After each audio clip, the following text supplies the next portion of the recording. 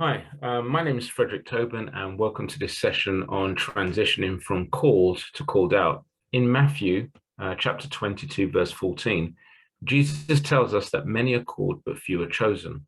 So what does this mean? What is the difference between being called and chosen, and how can we make sure that we are the ones who are chosen?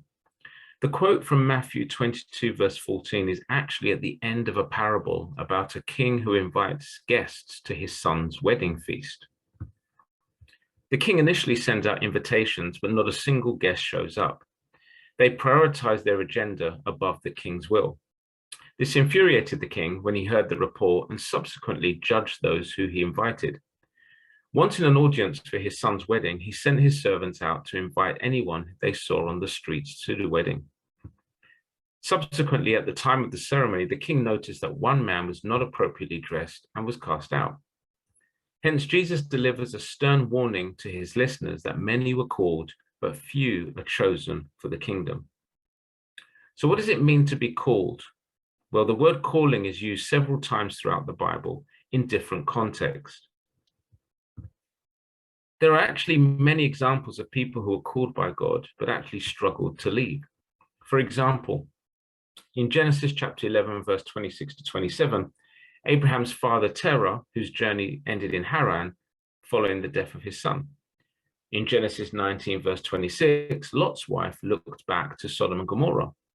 And in the book of Exodus, the children of Israel's wanderings in the wilderness for 40 years following their disobedience highlighted a people who were called but never left. Also in the New Testament, many actually departed because the price of obedience and discipleship was too high. All of their lives serve as a lesson for us to ensure we transition from called to called out. Genesis chapter 2, verse 24 talks about a man leaving his mother and father and cleaving to his wife. So what has this got to do with the idea of transitioning from called to called out? Well, it's important for us to recognize that at every point where we were in the Bible where men or women are called by God, there is a covenant involved, and that covenant, just like a marriage covenant, requires them to leave and to cleave to God through the covenant that's been established with them. And so this is a mentality that we need to embrace when we're talking about transitioning from called to called out. So I think that one of the things that a leave and cleave mentality does is it brings about a transition which goes from this theological journey to a psychological journey, to a philosophical journey, into a physical modeling. And that is sort of mindset to mentality to modeling itself. So when we're talking about the theological journey, we're talking about really a journey which is revelatory in the individual, where they are become open to a way of living out the kingdom that they've not known before. And there's a part to be said about embracing that. And you find that throughout the Old Testament. You find this idea of journeying in the Old Testament as a major factor, but it's journeying within the context of a migration and modeling. In other words, the person migrates, and as they migrate, they change. And as they change, they better model that which God is saying, and they become, in some instances, the prophetic base upon which God can say, that person now is a marker in history as evidence of my actions, of my words and my actions. And so they can become, a sign for the future. And that's what we have when we look at, especially throughout the Old Testament, with the key patriarchal figures. They become archetypes. They become points in history that God says, I work to there. There's my stamp of approval. Even with all the mess, they have sufficiently left and cleaved. They've sufficiently migrated and modeled. And there's something there that you can point to and say that's the DNA of God's prophetic work that can speak of Christ and can speak of his kingdom. So I think we have to fully appreciate this transition. So it's a theological journey. It's a psychological mindset. What do I mean by that? Well, when we talk about psychological, we're talking about the mental and emotional state of a person. We're talking about what they consolidate as reality for them. And I think that one of the things that happens, and this happens in mimicking, by the way, is that You might be able to copy somebody. You might be able to say what they say. You might even be able to act the way they act. But the problem is you've not consolidated the theology inside of you. You know, it's actually not really, you've not interfaced with it, and it's not become part of you. And so it doesn't become a mindset. It really doesn't. What ends up happening is it just becomes a shell. You know, you end up becoming a person that's very good at quoting somebody else. You yourself don't create new quotes out of out of your own theological journey. You end up speaking somebody else's quotes, you know. And there's a lack of being true to oneself, and that's the problem with mimicking. Whereas, and you see it, by the way, this is why, for example, you see the mantle move in the patriarchs from one son to another son, because the other sons often do not fully embrace the theological journey. And so as a result, they are incapable of being the next part of the legacy to carry on the kingdom of God. And so we have to recognize that the psychological element, it's imperative on us to develop a mindset. That means that when it comes to the way we think of ourselves and the way we view ourselves, it is the way that God sees us. It is the way that God has spoken to us. That's a tough one, but that's one that one has to wrestle with. And I always talk about, you know, Jacob wrestling to become Israel. It's this idea that our Father wants us to wrestle with him. It's just like, you know, when my son was younger and I used to wrestle with him, he liked that contact. He liked that engagement. You know, hungering and thirsting after righteousness has a wrestle in it. It's not God denying you his wisdom. Rather, it's him wanting to see that you want dominion as much as he wants to give dominion to you. And it's in that context that you develop this mindset that becomes fortified. And then what flows out of that is the mentality. What flows out of that is a philosophy of life. And when that happens, you cannot stop that. It's like for myself, you know, you can't stop Frederick being Frederick. You can't stop Anderson being Anderson. You can't stop Kelvin being Kelvin, because there is a mindset, and out of that mindset flows a mentality, and it's fixed in terms of the way that it works. It's one thing out of another. And so it's the way one perceives life, and you can't change that. And that's what happens when the revelation of Christ moves into the context of knowledge, wisdom, and understanding in the individual as part of that migration. You cannot remove it from them. You cannot change their mentality, because once the mindset has been forged, the mentality always flow. And so when people come to that person, they're constantly able to receive life-giving water, because it's always flowing, it's always there. And then we have the physical modeling as a result. It is now the culture. We have the culture that starts to be expressed in the person. It's not that they're trying to mimic somebody else. It's not that they're trying to walk in somebody else's clothes or behave in another way. Now it's very difficult for people to be able to distinguish between God and the person. It's like that full incarnation takes place. All right. And that's what out looks like. You know, when we talk about called and then we talk about out, being called out, that's what out looks like. It's where the process has been fully completed to such a degree that, as I mentioned, God can put his thumb on that and say, yep, that is what I approve of. Very similar to when Jesus was being baptized, and he came and he said, this is my beloved son in whom I'm well pleased. In other words, yep, this is what I approve of. Everything here, spirit, soul, and body, reflects me, the huiothesia, and can manifest everything of my intentions into the earth. Everything that my will is will be manifest through Christ. And it is a full exact, thank you, Leon, it's a full exact representation. So migration and modeling requires a change in the entirety of the person and also the corporate body that they belong to.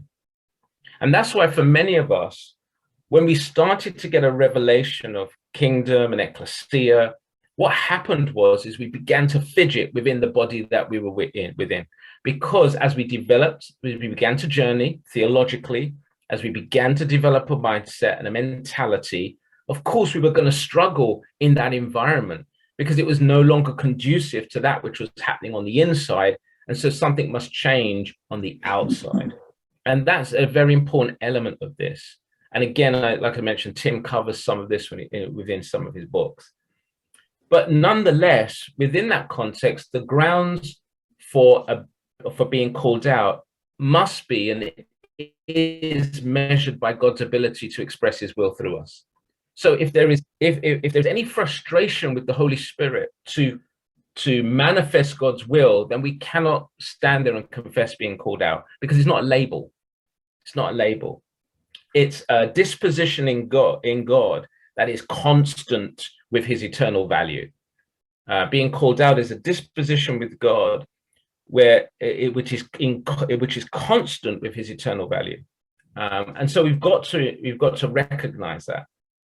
And so the indicator of progress then must be determined by God's sign of approval, not ours. And that's the validation that we're looking for. And that's what Jesus talks about, is that ongoing validation. And by the way, that validation isn't just a thumbs up. You know, I remember when Jesus was talking to talking, I think it was talking to Peter after he was it Peter? I'm trying to remember. But where he talks about basically at any point he could command and his father would like bring forth angels to fight on his behalf. Okay. And one of the things you realize about that is when you come into that full position of called out, where you've incarnated, everything that the Father has said, the absolute willingness of the Father to step in and to act and to do is actually amazing. It's kind of like, there's no holds barred. Everything, God will move heaven and earth to establish that which you say in the earth, because he now has what he wants, a body prepared. So in other words, there must be we must be prepared to stretch ourselves.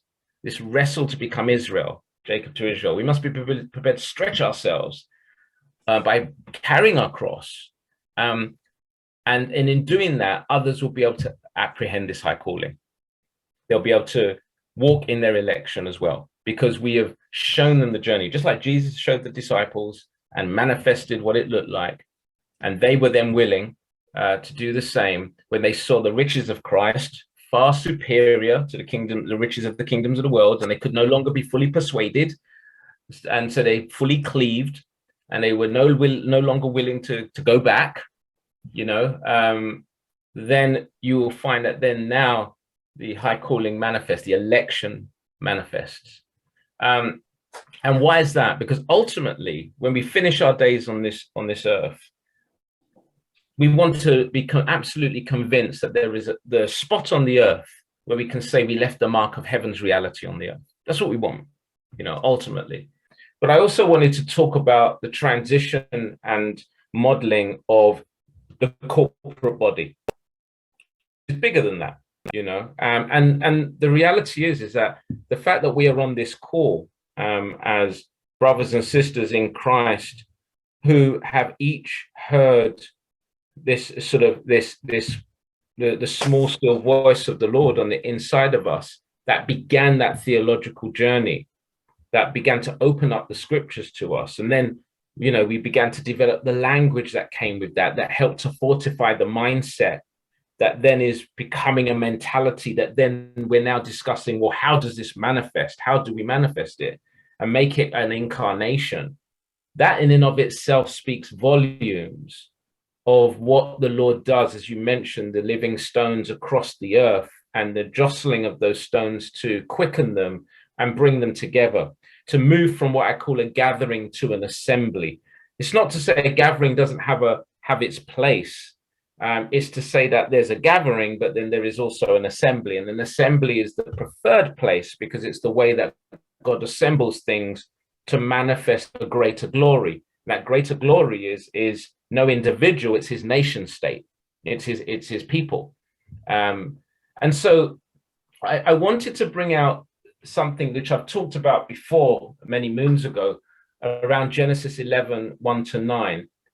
And the reason why I wanted to bring it out is because I wanted to show how, a few weeks ago, I talked about world engines, and I talked about how you've got essentially, you always will only have, like, behind the curtain in the spirit, you will have two cities. You've got Babylon, and then you've got Jerusalem. All right. And we know from the end game that it has always been God's intent to establish one kingdom on the earth, made up of the population of many, for want of a better word. But we know that on the earth there is a striving, there's a wrestling between Babylon and Jerusalem. Okay, and Jerusalem will last and Babylon will end. And so when I spoke a few weeks ago, I talked about these world engines that come out of Babylon to create city-states on the earth that I describe as made up of authority, law, government, citizenship, and culture. And they are designed, these world engines are designed to perpetuate Babylon in different ways, shapes, and forms on the earth, and recreate society, or recreate man in that, not in the image of God, but in the image and abomination of everything else. Okay, so that's I've said in a nutshell what is going on in the Old Testament that we are then living in today. It's Genesis to Revelation. It's the unfolding.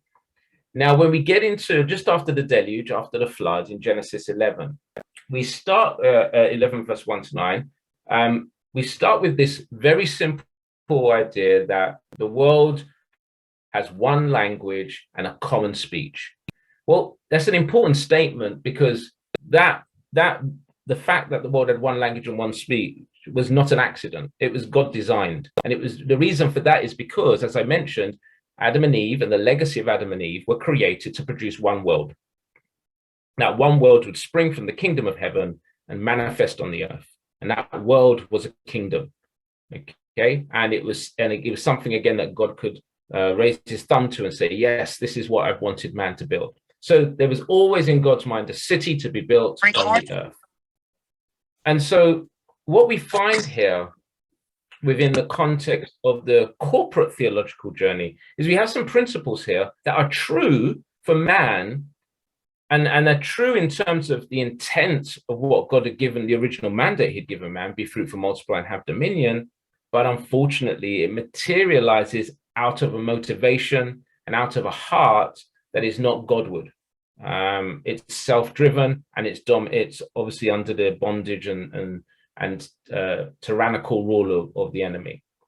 So the world had one language and a common speech, and as the people moved, as they transitioned, as they migrated, they found a plain in Shinar and settled there.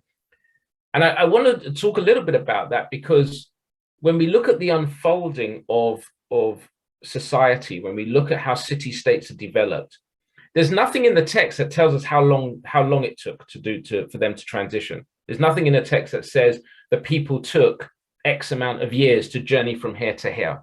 Okay, because the point isn't about how long it took. The point is about what was going on in the transition. And so what you find is that this transition of this people from one place to the next, finally settling in Shinar, is actually a reflection of their mindset and the mentality. Okay, it's what I was talking about earlier. This idea that as they journey together, they forge beliefs, they forge an understanding that becomes a mindset, and then the mentality becomes a natural part of their lives. All right. So the fact that they settled there in that plane reflects a mindset and mentality that had been established. And then what happens is you actually hear the reflection of that mindset and mentality in the next statement. They said to each other, come, let's make bricks and bake them thoroughly. They used bricks instead of stone and tar for mortar. In other words, their technology began to emerge out of the mindset and the mentality that had been forged in the journey. They didn't just come together at the start and say, right, let's do this. Even though you would think that even though they had a common language, you would think, well, wouldn't it have been easy for them, having a common language, to just come together and start building? No, they still had to journey. They were looking for a resource-rich area as well at the same time, and they still had to settle there. So in other words, the common language is important because it connects people, all right?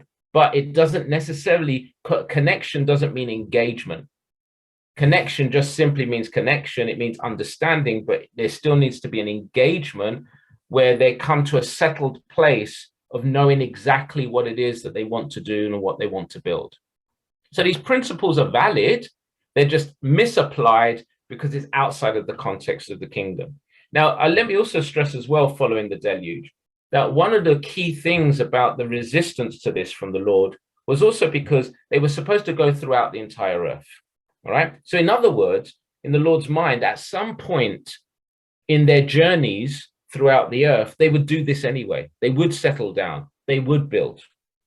However, they weren't supposed to all come together in one spot and essentially build an empire. And so in that context, we then find that they've settled, a mindset begins to emerge, a mentality begins to emerge, and you see the technology arise from that. And the first thing they do is they desire to build a system. That's the first thing they do. They don't build a religion. They don't establish a series of rituals that they then become enigmatic by and become an idol to. They desire to build a system, an economy. Because as soon as they say, let us build a city, that's what they're talking about. They're saying, let us harness our technology in such a way that we can enjoy it, that we can benefit from it, that we can utilize the resources of it.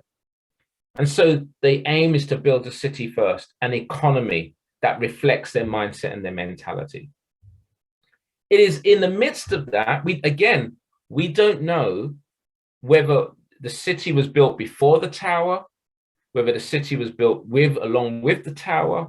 But what we do know is that they said, right, let's build a city for ourselves with a tower that reaches to the heavens so we can make a name for ourselves. Otherwise, we'll be scattered over the face of the whole earth. In other words, this was now contrary to God's will because they did not want to be scattered, even though he was scattering them. And it was about a name for themselves. Well, having a name for yourselves is the natural outcome of your incarnation. So if you've developed a mindset and a mentality, out of that will come a system, and out of that system, there will be a name.